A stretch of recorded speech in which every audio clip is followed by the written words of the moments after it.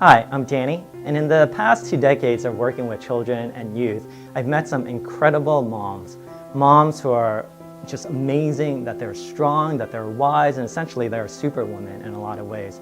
But the more I got to talk to them and the more I heard their stories, so many of them shared with me how so many of them struggled with insecurities, with fear, and feeling like they don't measure up, struggling with mommy guilt as they look at sites like Pinterest and realizing their kids' birthday parties don't look like that.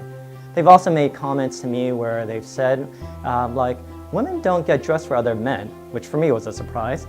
But they would say that women get dressed for other women, knowing that they're a lot more critical. They would also say how so many of them have so many more male friends than female friends, as guys are just easier, and women that there's more drama that's involved.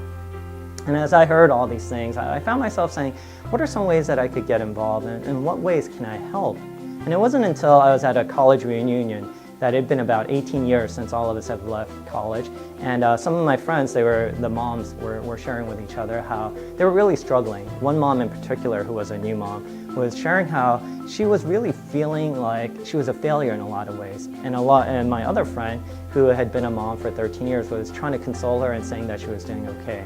And these are very well-accomplished women, mind you. And as they're going back and forth, finally my friend here had said, she was sharing a fail story where one time she had dropped her daughter off at school when there was no school. And strangely enough, it was that fail story that had encouraged my other friend.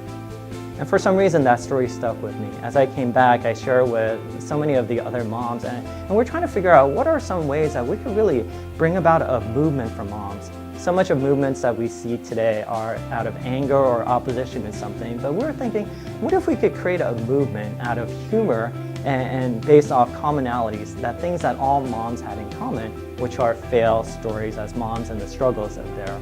And they're really birthed the story of Mommy Fails as a movement. And so what we're doing is we're asking moms from all over the US to submit your mommy fail story. Stories in where you just messed up, where you failed in the life of your kids or you failed in your own life as a mom and whatever it may be. And out of that you would share some encouraging lessons that you've learned. And what we're going to do is we're going to compile these stories, and we'll try to fit as many stories as possible.